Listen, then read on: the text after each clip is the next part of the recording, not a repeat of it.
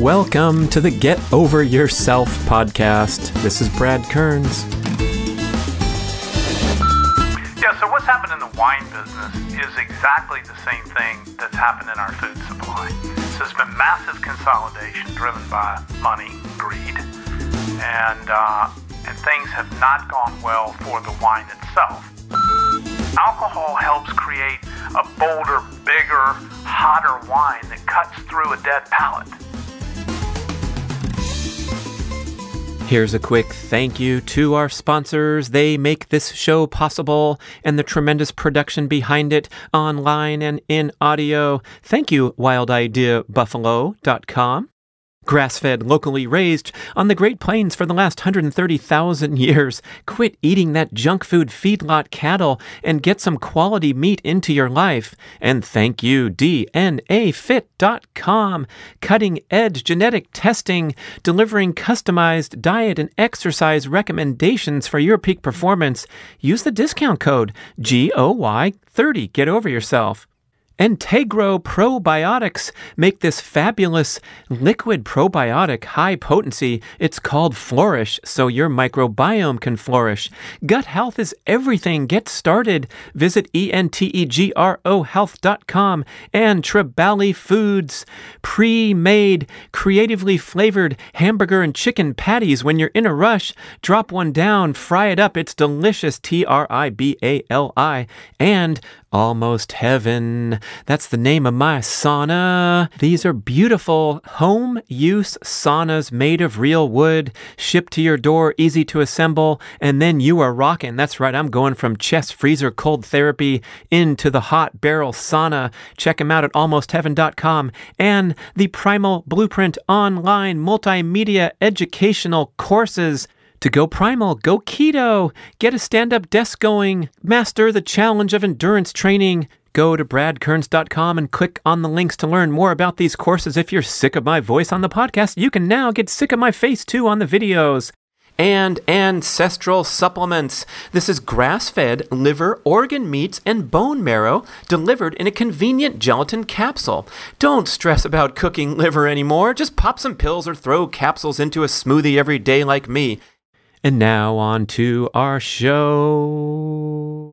Greetings, listeners. I'm pleased to plunge deep into the heart of the Napa Valley for this fabulous show with the one-of-a-kind Todd White, the founder of Dry Farm Wines, this incredible company that sources the cleanest, safest, organic, dry-farmed wines from around the world, sugar-free, total keto, primal, paleo-friendly, and their business has exploded thanks to the support of that core community of people that really care about what they consume and the cleanliness of it.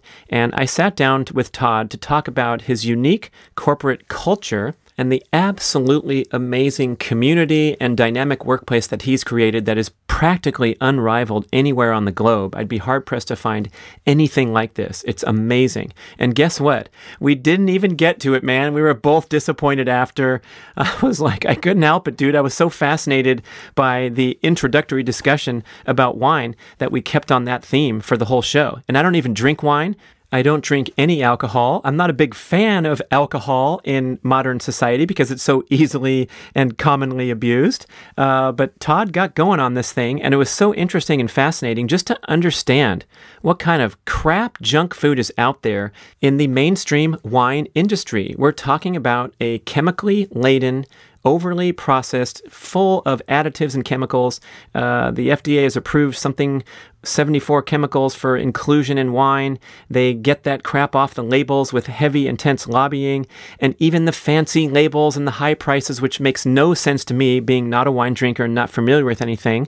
We're finally on this show exposing it as complete garbage. It's just a complete marketing story, and it has nothing to do with the health quality of the wine. So this dry farm operation, I think, is going to fascinate you about what they do and what lengths they go to, what extent they go to find wine actually naturally farmed grapes without water. That's right. None of the vineyards that they use, none of the wines that they distribute are watered. They're all pulling the hydration naturally from the earth, but creating a much more robust grape. And now listen to me. I'm starting to talk like a wine drinker. And you'll hear during the show, Todd drop in these references like, you'll see tonight when you drink our red wines from Sicily, Greece, and Italy. And I'm like, yeah, I'm usually the designated driver, have been so for, let's see, 30 plus years since my start of drinking age. But he got me going, man, and he poured some wine at this fabulous celebratory dinner that they have routinely with the workplace team at Dry Farm Wines and everyone that they do business with. And boy, you know what? This stuff actually tasted great.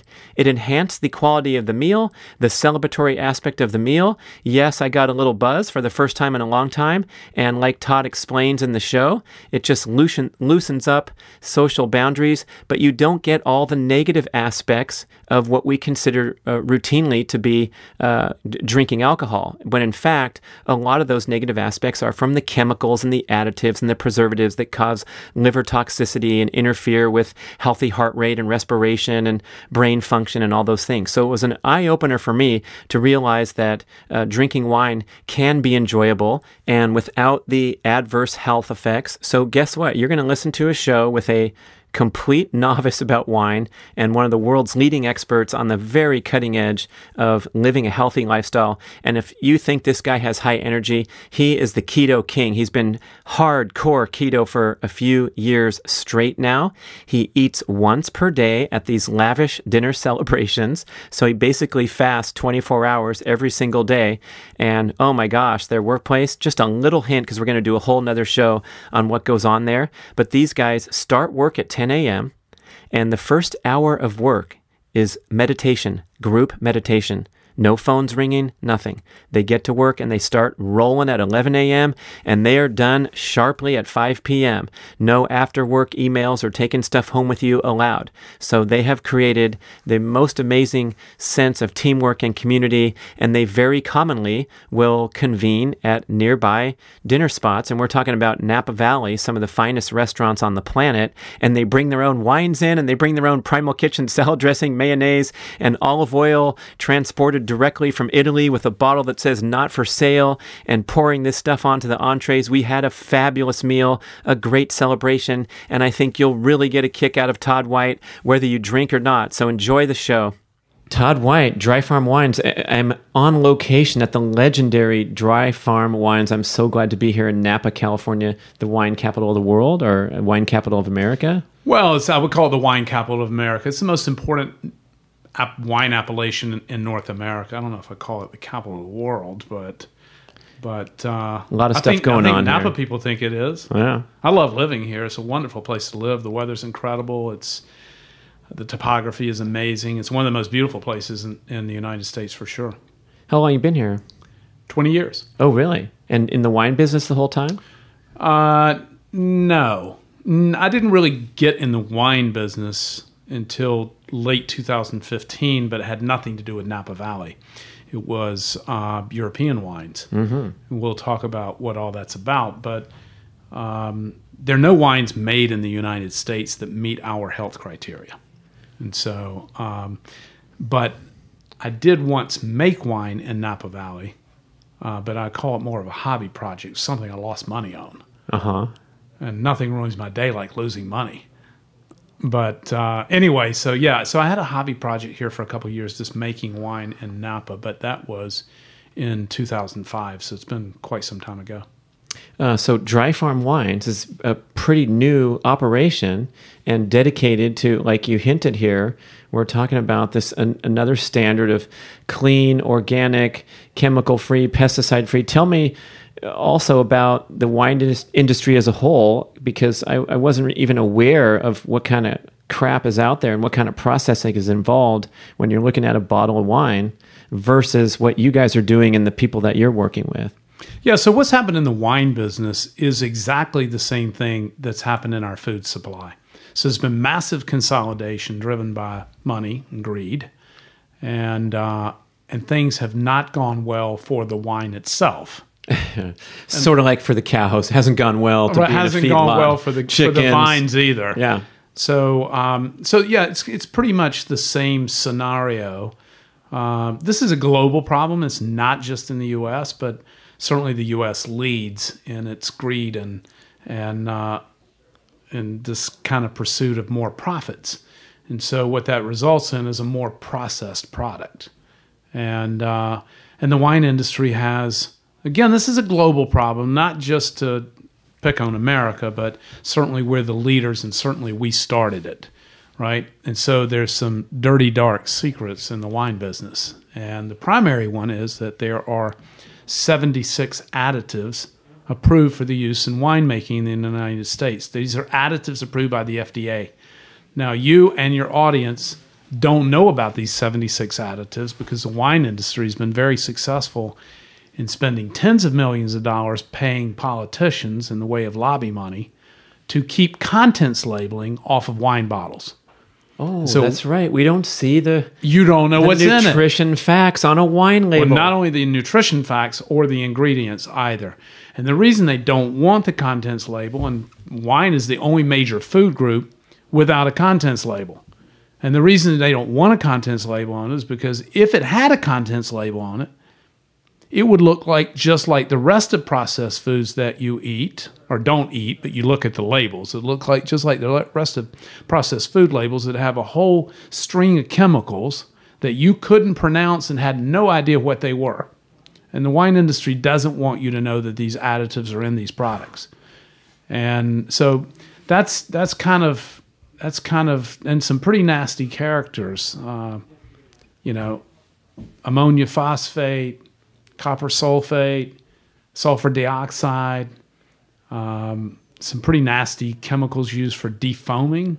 Mm-hmm. So what defoaming agents do is that when you move wine from one tank to the other, it foams up.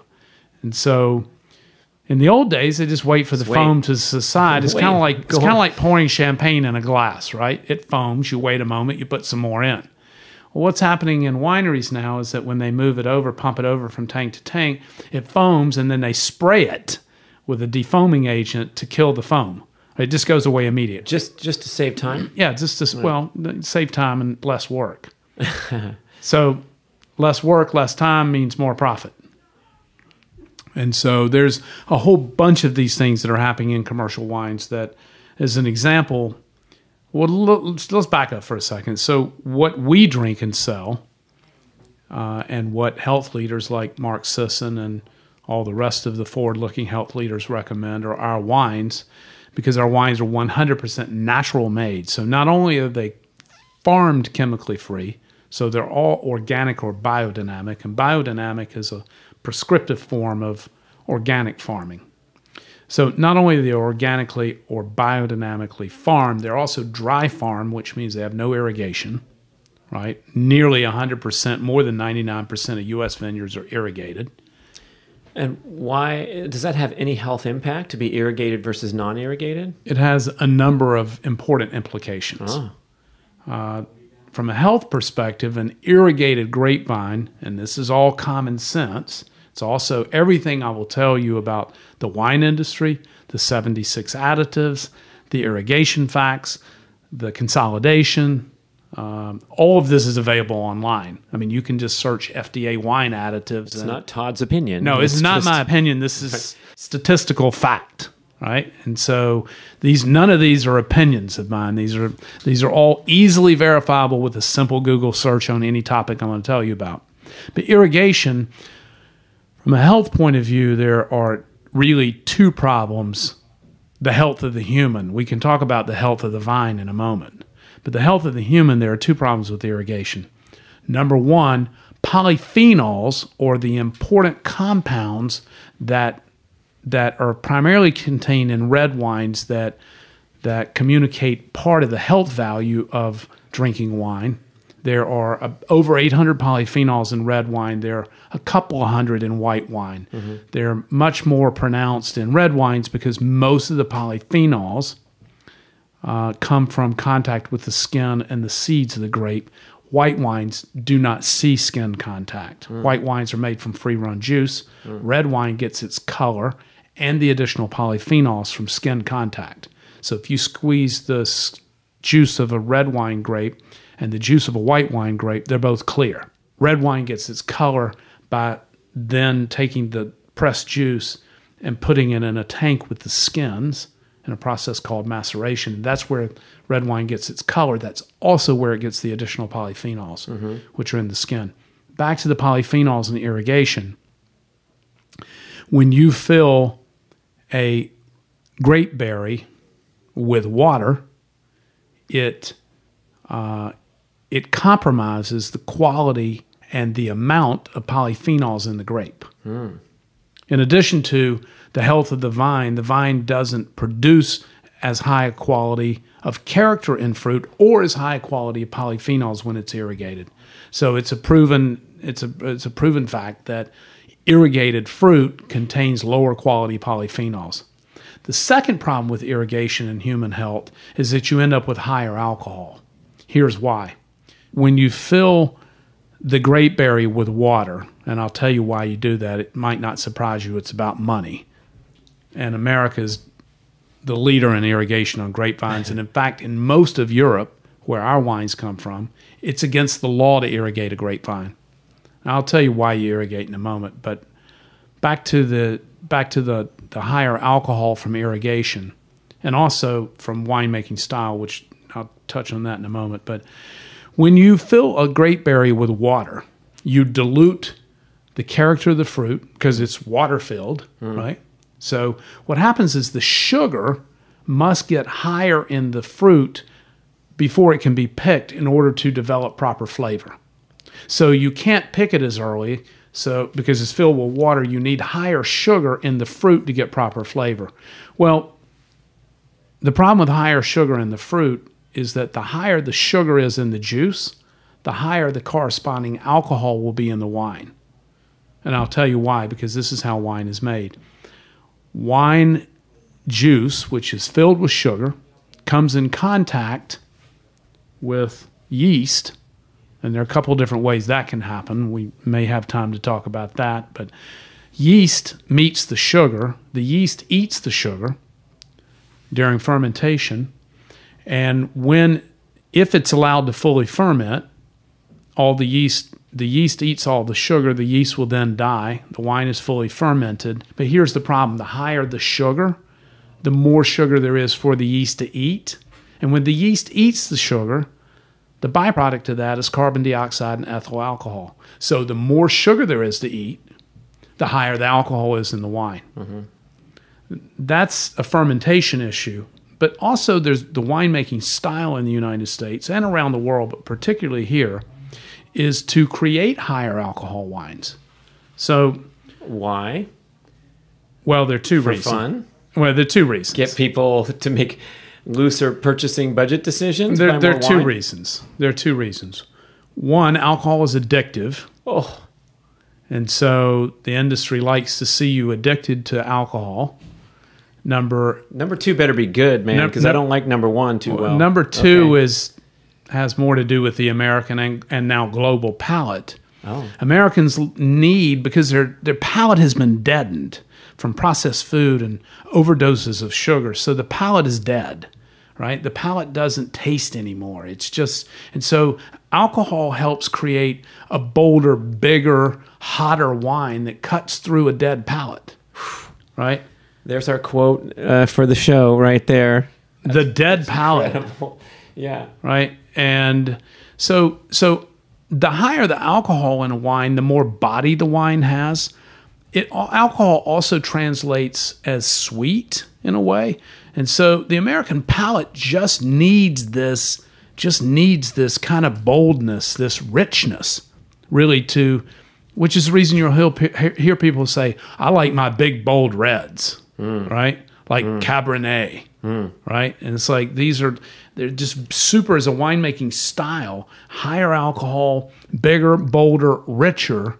This is what it takes to appeal to the dead palate, right? Now, when you eat clean, your palate is sensitive. Your body is sensitive. I love the proverb, to feel is to understand, right? So when you eat clean, you want cleaner wines. That's the reason our wines have been so popular. with, people like the audience for Mark's Daily Apple, or for all of the health leaders who endorse our products and our lab testing, which we haven't talked about. But, the reason that these customers, our customers, and the reason our business has grown so fast in this audience is because we want nuance in food. We want nuance in flavor. We want cleaner tasting food and cleaner tasting beverages, right? And so when our audience tastes these wines, which are super clean and fresh and light and nuanced and elegant, it's not like a fruit bomb of high alcohol, right? And they're delighted to be able to return to something they thought actually that these commercial wines that they were drinking, that they buy in their grocery store or at the wine shop, they thought that's what wine tastes like. They didn't know what real wine tastes like. They never tasted it before, right? And they just think they're getting more and more sophisticated as they get the bigger and bolder wines. Right, when in fact those are just altered wine products. They're not real wine. They're altered. They have additives and chemicals in them. Are some of these additives for flavoring to have that oaky, whatever the thing they're going for? Yeah, of course. And then they're color agents. So Americans perceive that the darker a red wine is, the higher quality it is.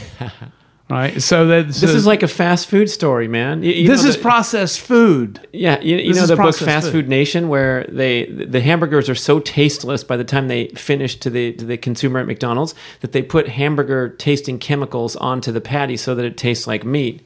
Well, I mean, they do the same thing in butter as well. So butter actually has it's a natural flavoring, but and also the additive in butter that creates its buttery flavor is not required to be disclosed on the butter label, by the way, because it's natural and buttery. Right, exactly. Just like the wine. Exactly. It's actually it's a naturally attributed chemical, but it's not. It's just another kind of thing. Like the butter thing is just another crazy area of collusion between the dairy industry and the government. Same thing with the wine industry and the government in a couple of key areas of collusion. One is the label, right? The other is alcohol stated on a wine bottle by law is not required to be accurate. Oh, okay. Was it a guess? Or? Well, there's a reason for it that turns the clock back to post-prohibition. There's a reason. Back in the old days, in the 1940s and even 50s and probably 60s, the alcohol testing protocol was not accurate from lab to lab. So you could have variance in the amount of... So they gave the industry a 1.5% variance on what was stated versus what is actual. This goes back 50 years or more. Right? Today, alcohol testing protocols and labs are exact and perfect from lab to lab. But the alcohol industry doesn't want to change it because they can put 14% on the bottle, but it could be as high as 15.5%. And we're anti-alcohol, which is people find when I speak publicly, I see it in their face. But, on podcasts, they're also very surprised to hear the wine guy say that alcohol is toxic, dangerous, and a very lethal drug, right? And so we have to be very, very careful with alcohol. And so we think alcohol is a very, very big deal. So we don't drink or sell anything over 12.5%. And it's also one of the lab tests we do because it's not required to be accurate on the label. You do it yourself. We do independent lab testing on every wine we sell. So we'll get to this testing now because we're here. Yeah, we're here. Which is the biggest deal because this is where you distinguish yourself from other wine distributors is you're having these exacting standards that you're voluntarily doing this independent from the wine provider. We are. So we use a certified enologist here in Napa. We have one in Italy and one in France who does independent lab testing for us on a whole series of tests, looking for all kinds of toxins and chemicals and also sugar and alcohol. So sugar is because I'm ketogenic and we're anti-sugar and we live a sugar-free lifestyle, sugar is a really, really important thing for us. Sugar can hide in wine and you can't even taste it. Even as professionals, we can't taste sugar at low levels. because it hides in acidity. So if the acid is high enough, you can't taste the sugar. So the only way we can confirm that the wine is sugar-free is to lab test it. Sugars in wine, categorically, can range from 0 grams to as high as 300 grams per liter. Oh, come on. Coca-Cola, And to give you a reference point, Coca-Cola is 108 grams per liter. Now, when we talk about these super high sugared wines, we're not 300 grams per liter. Right, What's a wine bottle? a wine bottle is 750 milliliters. So a bottle and a quarter of wine. Right. So a liter is 300 grams of sugar. Yeah, but I don't want to mislead anybody on this. The 300 gram thing is for like ice wines or dessert wines or like wines that are intentionally very, very, very sweet. Hangover wines. Yeah. Well, for commercial wines, that you see in your store, they're going to generally range from 7 or 8 to maybe as much as 50 grams per liter. But we don't know. You don't know. Can't hardly taste. You don't know because it's just like in Coke. So in Coca-Cola, you've got about 32 grams in a can of Coke. Well, if you were to drink 12 ounces of liquid, 12 ounces of water with 32 grams of sugar in it, you could barely put it down. It'd be so strychnine sweet. But what happens is there's ascorbic acid and other acids that allow them to put this high degree of addictive sugar into the can, right? But then they suppress the sweetness with acid. Just like in a lemonade. If you make lemonade and you put a little sugar in it, it's going to continue to be sour. You're going to have to put a lot of sugar in it before it starts to taste sweet, right? Because the acid covers the sugar. Well, the same thing happens in wine. And here's how sugars get in wine. Remember earlier we talked about the fermentation process where the yeast eats the sugar. And in our wines, if the yeast is allowed to eat all of the sugar, it's fully fermented, the yeast will die. What's happening in commercial wines is that the winemaker is pouring sulfur dioxide in the wine to kill the yeast prior to a complete fermentation. And they do that to leave sugar behind. Sugar also gives wine mouthfeel, and sugar also gives wine viscosity in the mouth, so it gives us this mouthfeel. And when you get that long finish in a wine, that beautiful long caramelly finish, that's sugar, right? And so you'll notice when you drink our wines, and I expect that we'll drink some tonight, that you don't have any of this long finish. It just evaporates. It's just gone because there's no sugar in it, and it's very sheer and clean. And our audience of clean eaters appreciate this taste. What about an average wine connoisseur who might not have any dietary consciousness, just an ordinary restaurant critic or something? Are they going to notice a distinct difference between a cleanly produced wine without the chemicals, additives, and sugars? For sure. And most of them will not care for our wines. Oh, wow. Because they don't have it's like eating a bland food if you're a sugar freak. It's the difference between, it's the difference between, it'd be the difference between drinking, a regular soda or, one of these lightly fruit enhanced waters. I don't know what they call them, but right. you know what I'm talking about. They have like just an essence of fruit in them, but they're sugar free. Yeah. You can just taste an essence of fruit. I forget the brand name, but they're quite delicious. They don't have any carbohydrate, no sugar. They've just got a hint of natural fruit flavoring without enough to impart any sugar. And it's actually clean water. Well, your cola drinker won't like that, right? Because it doesn't give them enough body. It doesn't give them enough communication. Again, remember, we're talking about the difference between a clean palate, a palate that's alive, a palate that tastes and can feel, right? Versus a palate that's been killed and deadened by years of abuse from processed food and sugar and it takes so much to get that palate alive, because it's been killed. It's the dead palate, right? You know what I'm saying? Oh, sure. Yeah. So people just don't think about this. And for, even people who are clean eaters don't think about the dead palate of their peers. They just don't think about it because we're in the taste business. think about and talk about and investigate these issues and try and figure out why people do one thing or another. It's just, for me, if you go into a break room at an office, the only thing you'll find here is coconut oil and MCT and coffee. If you're in the typical break room, you'll find, cakes and donuts and constantly. And I mean, it's impossible to work in these places for people who want to live a healthy lifestyle. It's hard to go in these things and not want to just pinch something off, right? But the palate of the average American is so dead and it's been so weighted down, by processed foods and unhealthy fats and particularly sugar, right? So it's just they're going through the motions. You're going through the motions of eating without really knowing what real food tastes like, without knowing what the nuance, the elegance of just something really fresh, because they can't taste it.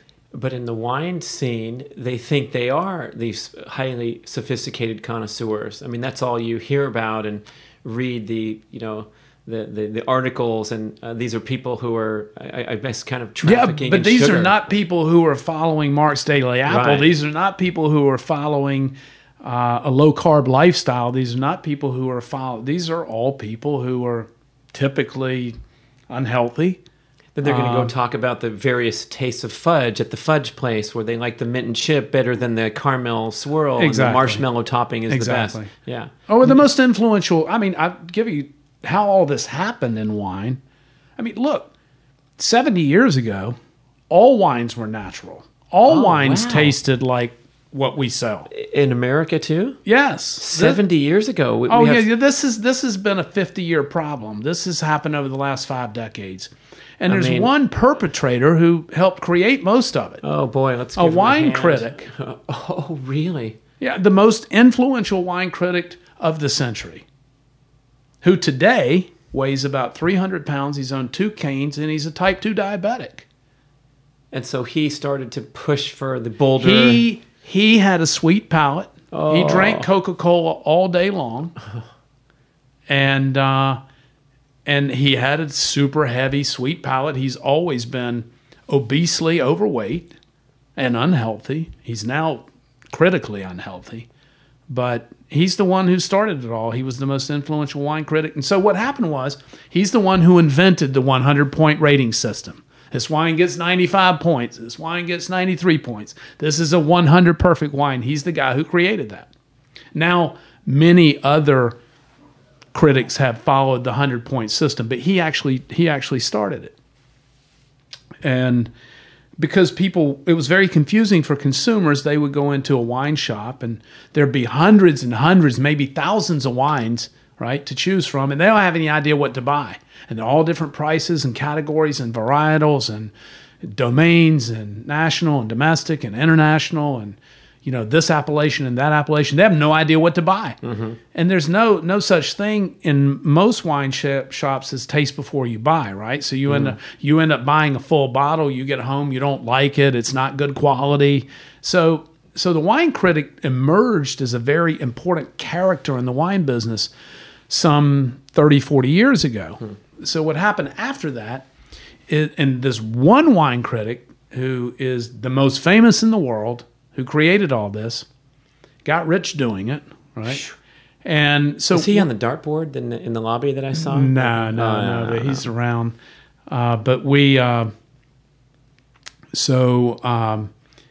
He hates natural wines, by the way. He's written extensively about what a fraud natural wines are, right? And so anyway, but so he created the system. What happened next was consumers started buying based on this rating system, this arbitrary ratings that he would give wines. And he liked these big, high alcohol, juicy, fruity wines. So what happened next is that the wine industry, particularly the premium wine industry, started making wines that would appeal to his palate to get his high ratings, right? This is what happened. More sugar, kill a little more yeast. Right. So this is what happened. This is how it became, mainly in driving alcohol levels up, Wonder if So- that guy's friends with Ansel Keys, the guy that Yeah, influenced all the did- legislation to push us from butter to margarine. Exactly. They're pals. They should be pals. Yeah, yeah. They have a similar, Ansel Keys had an arrogance and was this guy's the same deal. Yeah. Super arrogant, super confrontational. Just super nasty character in terms of how he takes on his adversary. Same thing Ansel Keys did. Yeah. Right? Kind of bullied his way into this story on fat. In the 7-country study, which actually we forgot to mention, there were 22 studies in the 7-country study. It's just that we selected the 7 that met his hypothesis. Right. It's just a funny thing about science. Occasionally, the hypothesis, the elegant hypothesis, comes in contact with a nasty fact. Right? Then what? Then what? So anyway, that's what happened to Ansel. Of course, he died before the nasty facts came to light. Yeah. So maybe We're Ansel's cleaning up the mess still. We're still cleaning it up. It's going And to take. that bullying, aggressive approach still works thanks to social media and Well, you can see it's alive and well in the White House. Yeah. So it's still working quite well. Yeah, it's effective. It is very effective. People pay attention and they get bowled over, and the guy seems passionate or whatever, and here we are. So, wow, that's an awakening for sure. And you said that there are 0 approved wineries in the USA, so you're entirely dealing with outside. Natural wines are a very specific farming and winemaking protocol. There are only a few hundred farmers, less than 500 in the world, that produce natural wine. There are hundreds of thousands of wine in the world.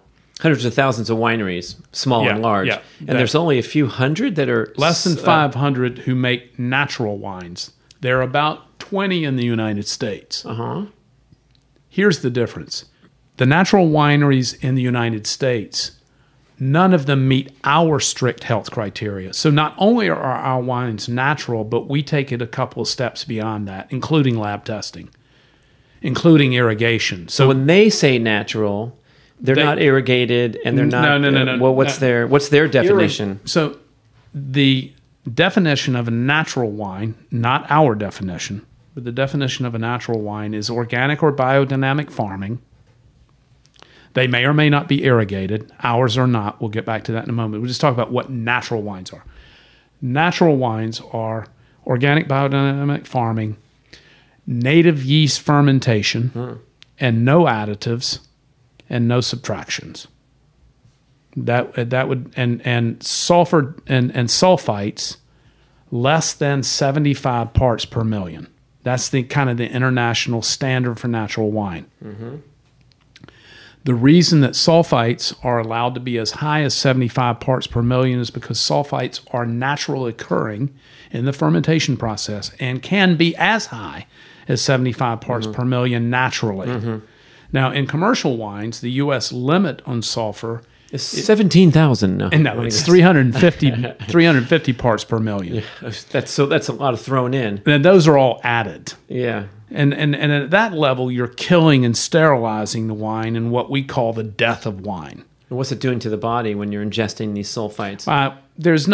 We don't. Some people have allergies to them, but we don't really know what it does to. There's no real research. What we do know is that it sterilizes and kills the wine. It also kills active bacteria that are friendly and positive for the gut biome. It also it kills the wine. What this high dose of sulfur dioxide does is sterilize the wine and make it. It not only mummifies, it not only kills the wine, it also McDonaldizes it, right? So it creates this consistent shelf product that the consumer is going to come back to time and time again because it always tastes the same because it's been killed. Natural wines are not like that. They're alive. They're robust with flavors and soul and light and energy in the wine, right? And so... And probiotics. And gut-friendly bacteria because it's not been sterilized and killed. It's not been mummified. It's probably a nice source. It's fermented product, just like it's kombucha and so forth. So that's until you kill it. Until you kill it, right? And so that's the reason the natural wine. Another reason why natural wines are so much healthier for you. Dr. David Perlmutter, who wrote Grain Brain and endorses our wines and has talked a lot on videos and also blogs about these living bacteria inside natural wines that haven't been killed that are very friendly to the gut biome and consequently the brain. So but back to the U.S. natural winemakers, here's the problem with them. They can contain sugar because sugar-free is not a natural wine protocol. So they could contain sugars if they have a broken fermentation and they don't complete fermentation. So they wouldn't kill the fermentation, but it could break naturally. So we test natural wines all the time that contain sugar, right? And so not at the high levels of a commercial, but it would contain 2, 3, 4, 5 grams of sugar. Yeah. Right. Yeah. So it could contain sugar. They are generally irrigated in the United States because less than 1% of U.S. vineyards are dry farmed, whether they're naturally produced or not. Right. So, and we don't allow irrigation on vines. Number 3 is alcohol levels.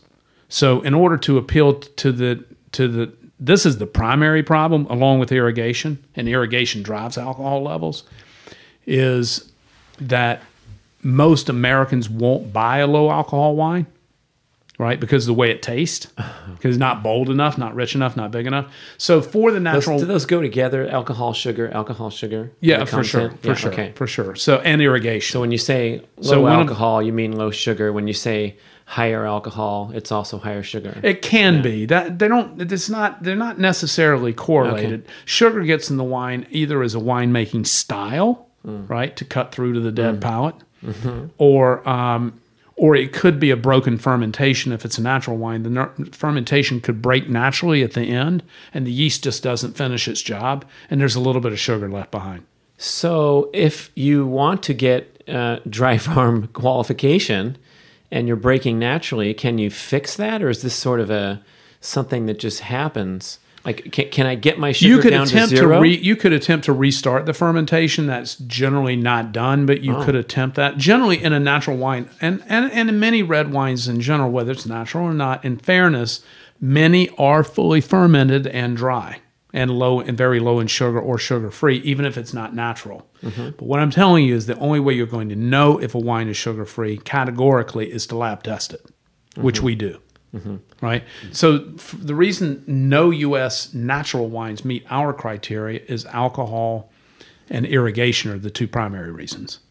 So are people knocking on your door begging to achieve that qualification and trying to modify their... I guess irrigation is... Irrigation. Once you irrigate a vineyard, you can't go back to dry farming.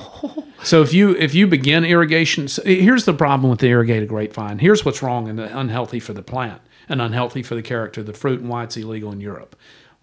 Europeans have been making wine over 3,000 years. Wine's been being drank for almost 9,000 years. Europeans have been making wine over 3,000 years. Europeans know what we know. The moment you irrigate a grapevine, you dramatically impact the quality of the fruit. And common sense will tell you this, and I didn't get around to mentioning this, why you do irrigate a grapevine. You irrigate a grapevine because of money. The fruit weighs more when it's filled with water. The yield is higher on an irrigated grapevine. You can water anything. Yeah, and you water anything, you get a higher yield, and the fruit weighs more, and the fruit's sold by the ton. That's why you irrigate. Right? And is it also a climate thing? Like you couldn't make wine in absolutely a certain area? Not. Wine. Irrigation on grapevines did not come to the United States until 1973. Prior to that, all U.S. vineyards were dry farmed. So it's a pure money deal. It's a pure money deal. We sell wines from some of the hottest places on earth: Greece, Sicily, Sardinia. If they have a 7-year drought, like we've experienced, I don't know if you've ever been to Sardinia or Sicily, but I've it's pretty damn hot. I've never been to Sardinia. Right. Yeah. It's pretty hot, right? So even on a drought period, like the Napa Valley experienced a horrible drought in recent times. Well, drought. Are those wines going to survive? In many hot well, here's the reason they survive and the reason they won't survive. Why you can't take them off of irrigation is real simple. All of this is common sense, right? So an irrigated grapevine has a root structure that's about 2 or 3 feet wide and about 3 or 4 feet deep, because it gets all of its water and its nutrient vis-a-vis liquid nitrogen in the water. It gets all of its water and nutrient from this tiny little hose that you will see on any grape. When you drive to your hotel, you look at any vineyard along the way, and 100% of the ones you see will have a black hose right on the trunk of the vine. 100% of them. It's got a little tube that drips water down to the grapevine right there at the trunk of the vine. So the roots are actually looking upward for their water and nutrition, so they don't go very deep. An unirrigated grapevine, a native natural grapevine, can have a root structure that spans 40 or 50 feet deep. Oh. Because these tiny little capillaries every day are searching for tiny fragments of water and nutrient, minerals, right? And they're also struggling against the earth as they search. And there's these tiny little hair-sized capillaries breaking tiny pieces of mineral and earth apart in search for both nutrient in the way of minerals and also water. And so not only are they struggling against the earth, but they're struggling against their neighbor. This is the reason grapevines are planted next to each other so closely, because they want the vines to struggle. That struggle creates a higher character of fruit. Mm-hmm. And so this struggle with the earth and the vine wants to find these nutrients and create this better quality of fruit. Because the vine is not trying to make wine. The vine's trying to propagate. This is nature's path. The vine is trying to create with nature, struggling to find these nutrients and these beautiful minerals. The vine is trying to create the very best quality fruit that it can create, so it will be the berries that the birds eat to carry the seed. That's the job of the grapevine.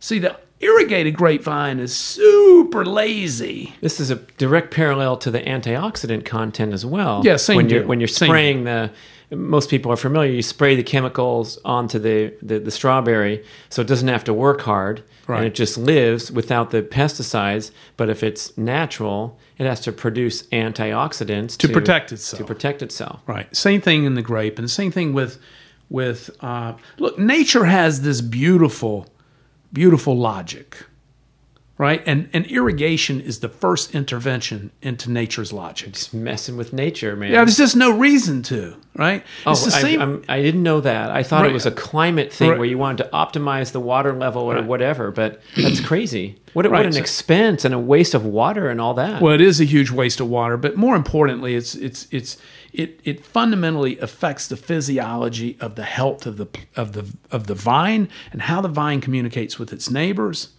The plants communicate through their root structure.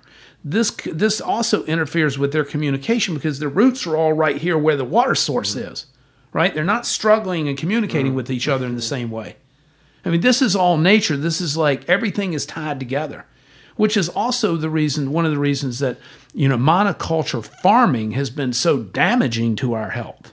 Right? Because when you go on these natural farms that we tour constantly and all these small, tiny family farms that we work with in Europe, where the natural wine revolution began and is where it's the most important in the world, is in certain parts of Europe where we get our wines from. When you go to these small family farms, and you can't make natural wines in very large quantities, because once you get to a very large quantity, you need to start using these chemicals and adjustments and additives.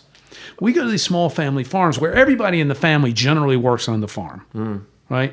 It's France, Italy, Greece, Sicily, Sardinia. All over Europe. You guys are on a mission.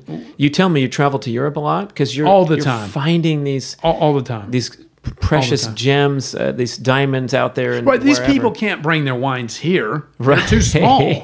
Right, we have to go find them. They don't have a computer. Right, but they're terrible with email. Most of them we have to communicate by telephone because they won't answer an email because they're working out. They're working on the farm. Oh, that's precious, though. Right? What a story to tell, too. Yeah. And so they're producing wines that they want to drink. They're producing wines that reflect their stewardship of multi-generational land ownership, right? And so these farms, what I was going to mention is that there's a very significant focus and obsession with biodiversity on the farm. with polycultural farming. So they generally have some kind of livestock or animals. They have bees. There's an obsession with insects. They want insects in the vineyard, right? They do not till. They do not plow in most cases, because they don't want to. When you turn over that topsoil, or just above the topsoil is actually a layer called mulch. When you turn over that and expose it to the sun, you kill all of those living organisms that are thriving below the ground. They want to see insects in the vineyard, right? Because this is life in a vineyard. This is a natural way of farming, right? We want to use insects to protect the vines, not to kill them. So what's happening in monocultural farming is you just go in and kill everything, right? And so I'll show you a picture, or you can see it on our website or videos. I'll show you a picture of a naturally farmed vineyard. Everything on the surface of the vineyard is green. There are weeds and grasses and herbs and flowers. Everything is green, right? The whole thing is green. I'll show you a picture in a moment.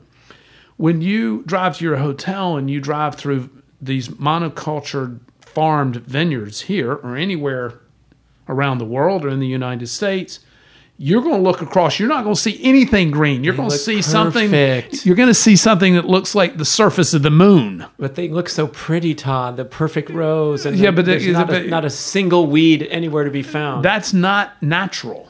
That's not how Are you ripping on golf courses now too, man? I mean, dude, I'm just telling you. Golf courses, they aren't natural either, I guess. Yeah. No, you don't have perfect grass like that, not without the use of chemicals. Yeah, that's right. So, I mean, it's just all of these things are tied. Nature is tied together. Nature knows, right? And so we don't want to play a round of golf on a great course and drink a big, bold, strong red wine after, and you should get a hangover the next day and go back. Wow, that's anyway. We could talk for hours.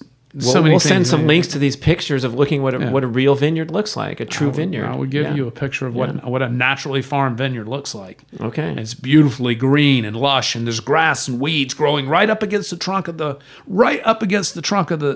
grape.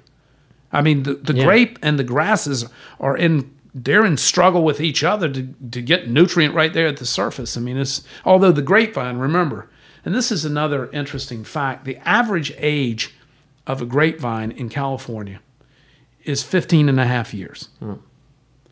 Because as the vine ages, the yield decreases. The average age of a vine that we buy from is nearly 70 years, and some of them are as old as 100 or more. We don't buy many under 35 years old. See, the natural farmer wants the older vine because it produces a much more sophisticated character of fruit, but not as much fruit. So the yield is very low, but the quality of the fruit is very high, right? And so the next question would be, it sounds like these lack of efficiencies and optimizing chemicals to produce more wine. Are the wines going to be vastly more expensive? Well, this is the other lucky thing for our customers and for us who like to drink natural wines, and a lot of it. Natural wines are pretty inexpensive, particularly for a handcrafted fine wine product. The reason they're inexpensive is because they're hard for the natural winemaker to sell. Oh my gosh. Because nobody knows what they are or who they are. They're virtually impossible to sell in America. Here's how Americans buy wines: from advertising campaigns. Right? Brands they know, right? And so the same way we buy much of our food source and much of the things we buy. We love Polo, or we love this, or we love that brand. Right. Oh, yeah. They're paying LeBron James $9 million a year to drink vitamin water, so that affects the price of the product. So these natural winemakers have no way to sell their wines, because if they sold wines to a bottle shop or to some retail outlet, somebody walk in wouldn't have any idea what it is, right? And they're not going to get any ratings either, because the way the wines are made, nobody's going to rate them. This one's bland and boring. Right. And so it is somewhat plain and boring to the dead palate. Right. But to the palate that is alive, there's this nuance of sophisticated flavor and clean. And what we'll talk about tonight when we drink some wine, the minerality.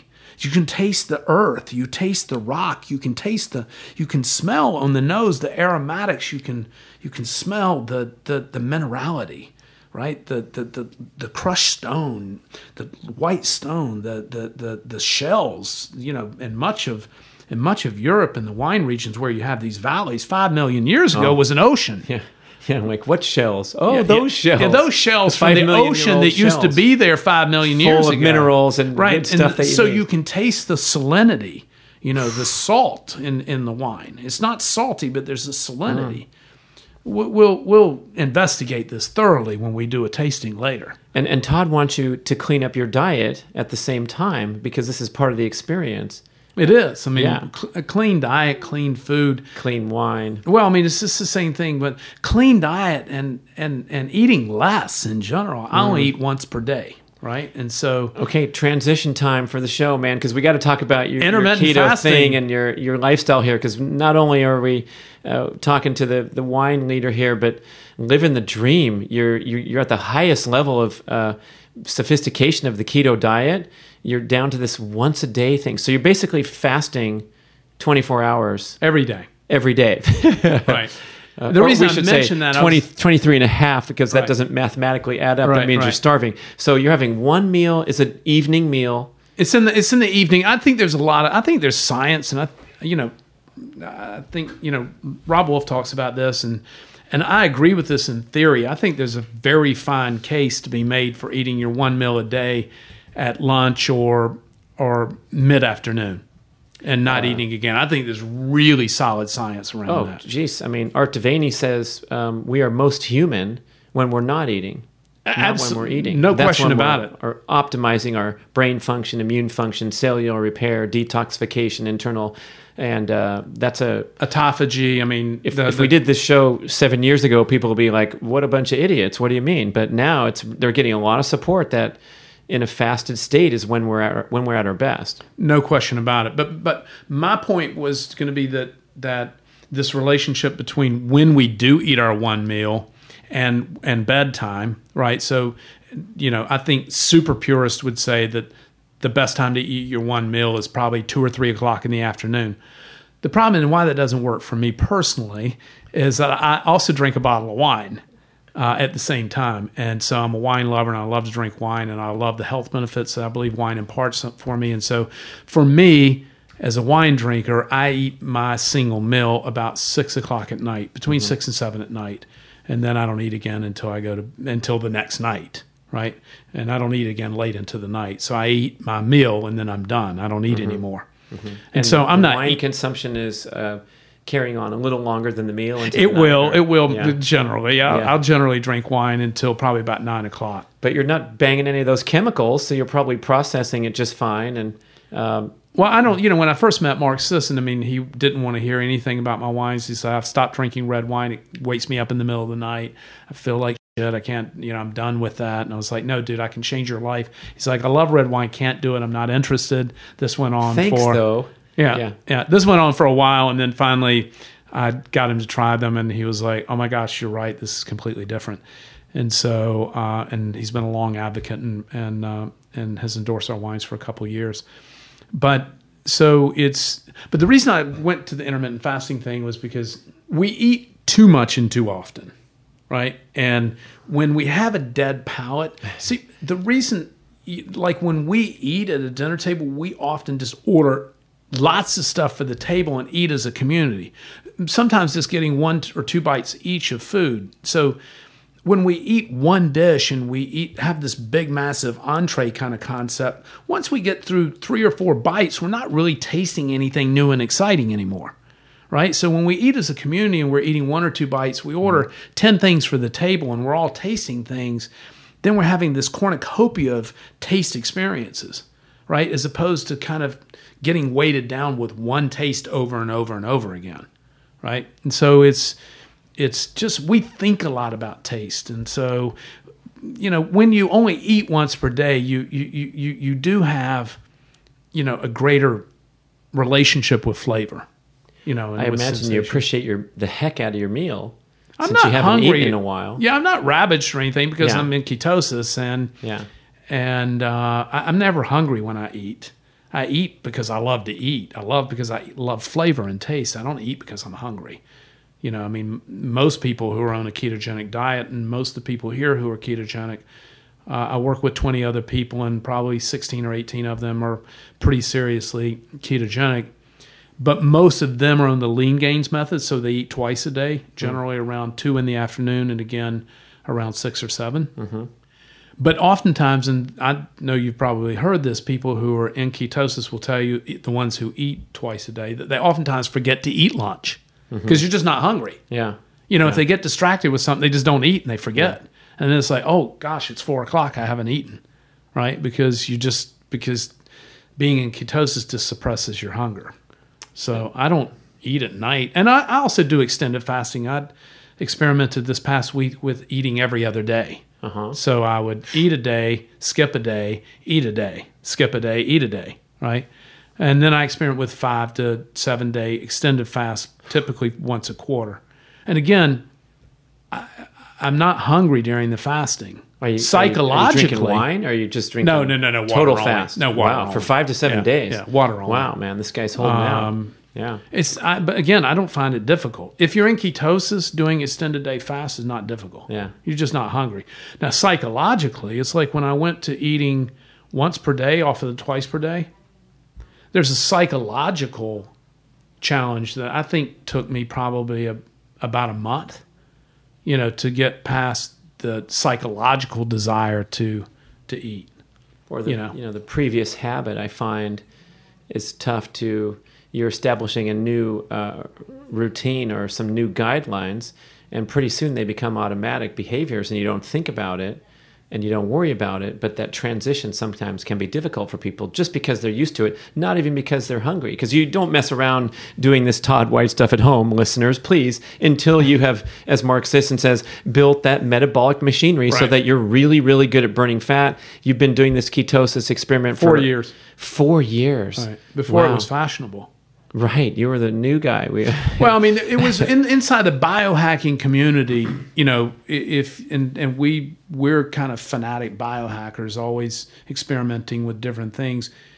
In the biohacking community, there was a fringe of talk about ketosis, and there was some early research coming out, but only really published among kind of nerds and geeks and biohackers, and there was emerging research coming out. But one thing was for sure is that it was very effective for losing weight for most people. And I had experimented with it to break through a weight loss plateau. Oh, yeah? So this is 4 years ago? You went into this with the ambition to lose some excess body what fat? I thought was that last pesky 5 pounds or 10 pounds, I was already pretty lean. I had been low carb for many, many years. Oh. But I also been following the kind of the 4-hour body with Tim Ferriss some, which advocates for an early breakfast and a cheat day. And, I had been kind of bouncing around, and I had this, I guess maybe what I thought was 5 to 10 pounds of just that last kind of thing I wanted to break through and had never been able to break through. And that was actually, it ended up, I lost 22 pounds from my high. So actually my body needed to lose more weight than I thought. Wow. And now I've weighed the same within a pound or two, except when I do extended fasting. I do lose some additional weight there, but it creeps back up over time. I weigh the same thing within 1 or 2 pounds year round. Listeners, this guy's Rip City, just since we don't have video here. And how old are you now? 57. Okay, so you look, 44 or something. You're nice to say that. And full of energy and all that, eating once a day. And what's your fitness routine? Because obviously you're keeping in shape beyond just eating healthy. Resistance training every other day, minimum effective dose, very high weights, low reps. I don't do generally more than 3 or 4 reps of a 90% 1 rep max. Whoa. So Like a deadlift, squat. What are you doing? Bench press? just all over the board. Oh, Some even vanity moves, some curls, which have no vanity move. have no therapeutic benefit, but no real value in the world of power and strength. But they are some vanity moves. So just all kinds of various. I try and keep a constantly changing regimen of different weight moves, but very high weight, very low rep. Typically 3 sets, typically 3 reps. And then I'm not trying to get bigger. I want to be stronger. I'm trying to fight atrophy with aging. So we're either moving up or down. We're never standing still on the ladder. So I'm just trying to keep moving up, doing balance work, doing cardio, high-intensity training, 10 to 20 minutes of high intensity, usually 20 minutes. Today I did 10. Going up to my maximum heart rate for 1 minute, then down for 1 minute, up for 1 minute, down for 1 minute. There's a ton of research showing, as you know, you've written about it, that high intensity training is showing, virtually all the same cardiovascular benefits as extended endurance training, only you don't have to put as much time into it. I also find it more enjoyable than endurance training, because I'm only having to go up for 1 minute and then I get to rest. And Art Davini talks a lot about this variability in cardio training. I also practice from time to time Mark Sisson's recommendation of steady state, longer term. I just did a Hiking or something. Hiking, low intensity, running, aerobic, low intensity run. I run a lot. I'm a long distance runner because it's the way I see the world. I travel all over the world to some amazingly beautiful places, and running is how I see a city. I love the old towns and cities. The classic parts of European cities, which are typically not very large because people either we don't walked realize I ran around and saw Los Angeles. No, you No. But if you run around Rome, I remember when I Paris, even right. you can see much of the most important part of Paris just by running. And so I see much of the world. I just did a 16-mile run in the desert last week. I was at speaking and pouring wine at Mind Body Green in a place called Dove Mountain, Arizona, and I actually went out, left at 6 a.m. to do it's in the mountains, to do a 9-mile desert mountain run, and I took a wrong turn on the map, and the 9 miles turned into 16 miles. Oof. And a lot of sun heat by the time it was all over. Yeah. But I would never set out to do a 16-mile desert run, but I got one anyway. And so I got to see a lot of Arizona desert in the mountains. So even around this workout, even these intense workouts in the gym, you're not combining any calorie ingestion in order to recover any of that stuff that's talked about frequently, about these strategies where, wow, you just burned a bunch of calories, now you're going to go back to your 24-hour fast? Well, for me, and then this is, you know a lot more about all this than I do, but one of the things that I am seeking to achieve, because I get this question a lot about eating once a day, do you feel like you get enough calories? I'm actually interested in calorie restriction. So calorie restriction is one of the only known proven pathways to extending longevity and health span. And so if I get less calories, and I typically, take out the few calories I drink from wine, but just from food, I probably don't consume more than 12 or 1,500 calories a day in the food that I eat. And then I get some calories from drinking wine. But fewer calories in my world is better. So I believe it contributes to anti-aging, longevity. I know when I adapted a ketogenic diet and adapted a much lower, and when I adapted a more strict fasting schedule, my appearance, and when we get to dinner, I'll show you a picture of me 5 years ago, my appearance dialed back in terms of my physical aging, and my appearance in aging. The big loss, inflammation is huge. Even in young people that I work with who are in their 20s and were already ripped and in great shape, but when they went keto, you can see a huge difference in their face. They just lose that inflammation. that so inflammation is another area of focus for me. I mean, I'm constantly seeking methods and diet to reduce inflammation, and certainly calorie restriction reduces inflammation. Right. It's just sometimes seems like a tough challenge, especially for the fitness athletic type, to optimize recovery while we're trying to bank. Well, I think if people are trying to put fasting size hours. on, if people are trying to gain mass, they're going to have to take more calories. Right. That's not your goal. That's not my goal. My goal Yeah. is strength, not mass. Yeah, and longevity. And anti-aging. Yeah. Is and drinking more wine. Where are we headed from here with the business? It's grown like crazy in a very short time. I mean, it's relatively. How young when did you start this? Late 2015. Mm-hmm. Business has grown 300x in revenue since then. So what you're doing is you're sourcing these fabulously dry farm, all natural, chemical, sugar-free wines, and distributing them. Only online. So we buy them in Europe from the farmer. Uh-huh. We get them on a container. We bring them across the ocean. We put them here in our warehouse, and then there's a whole process and protocol that each wine has to go through. All of our farming and winemaking protocols, first of all, and then after that, then the taste aesthetic has to agree with our palate. Not all natural wines taste great, right? Okay. Because they haven't been sterilized, so some of them are quite funky and weird, right? And so we don't buy those wines. So it has to meet our taste aesthetic. Then we send it to lab, and then we get our lab reports back. Where's the lab?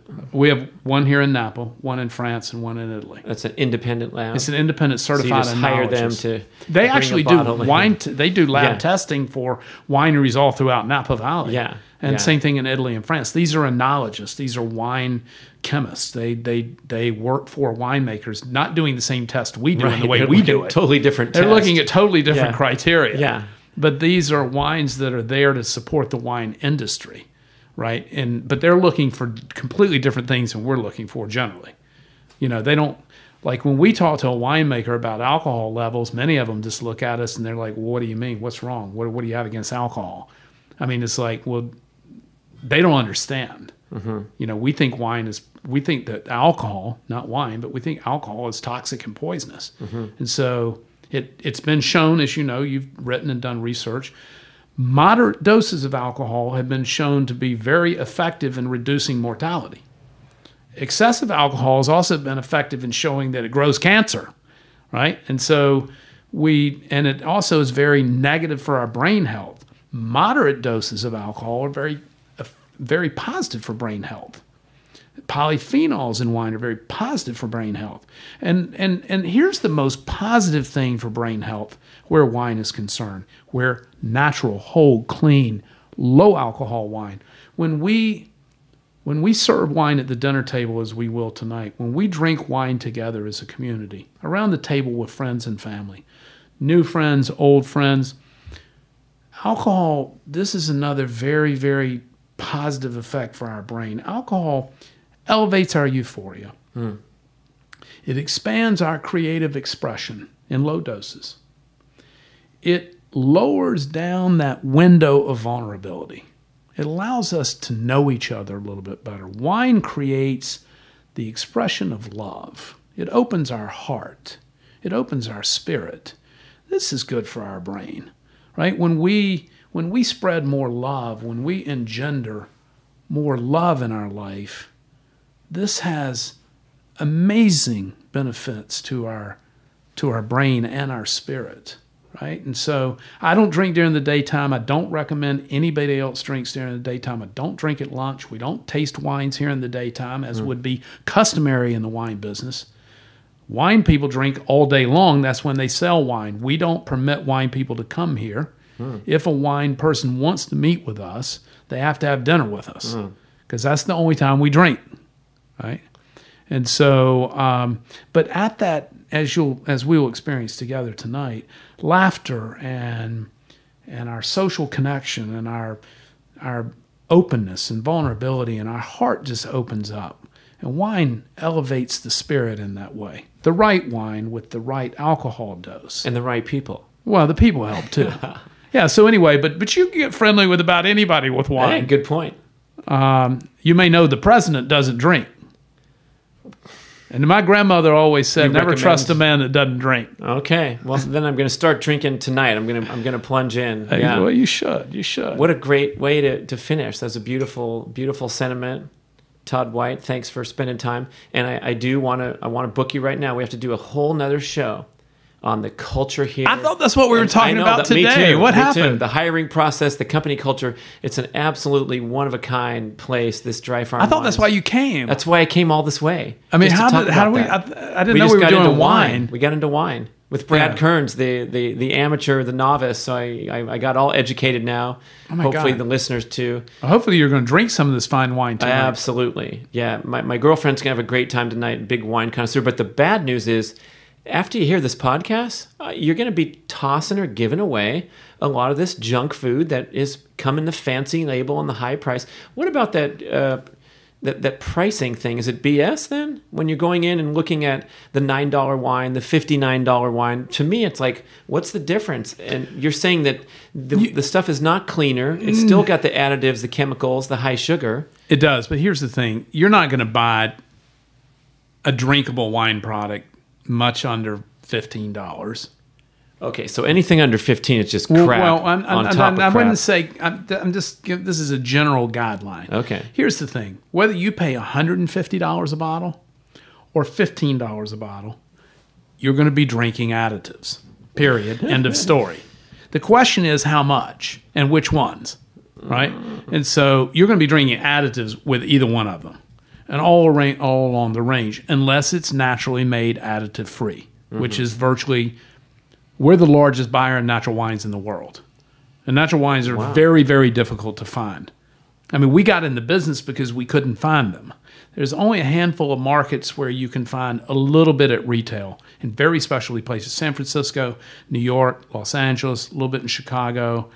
These boutique outlets are selling some natural wines. Yeah, but it's a very, very, very small. There's only one natural wine retailer in San Francisco, and he's in a building that's about 300 square feet, right? And all he sells is natural wines. But it's very, very rare. In New York, there's probably 3. There's half a dozen natural wine bars. All they sell are natural wines. Our favorite one is called 10 Bells in New York. Another favorite in New York is in Brooklyn called Four Horsemen. But so in New York, there's a handful of wine bars that are natural wine bars. There is a handful of retailers. Your audience can download an app called Raisin, the natural wine app. And it's the best thing out there that really helps you find where any natural wine retailer or wine bar would be in a city. But they're just across the nation, they're only going to be in a handful of really progressive large markets. Other than that, the most dependent, and even then you're not getting lab tested, you're not getting all of our quantifications. I mean, if you want to get all of our quantifications, and if you want to get a reliable, dependable source for delicious natural wines, it's Dry Farm Wines. That's the only place you can get it. dryfarmwines.com. That's it. And we can see how you guys party on the YouTube site with those videos. Incredible stuff up there. We do like to party. In fact, with keto food and extended fasting. Go check these guys out. You will be captivated. And thank you so much for spending the time, Todd. Come back and let's talk about culture. I thought that's why you were coming here today. We will be back for that crazy. In no time. Thanks for listening. More to come from Dry Farm Wines.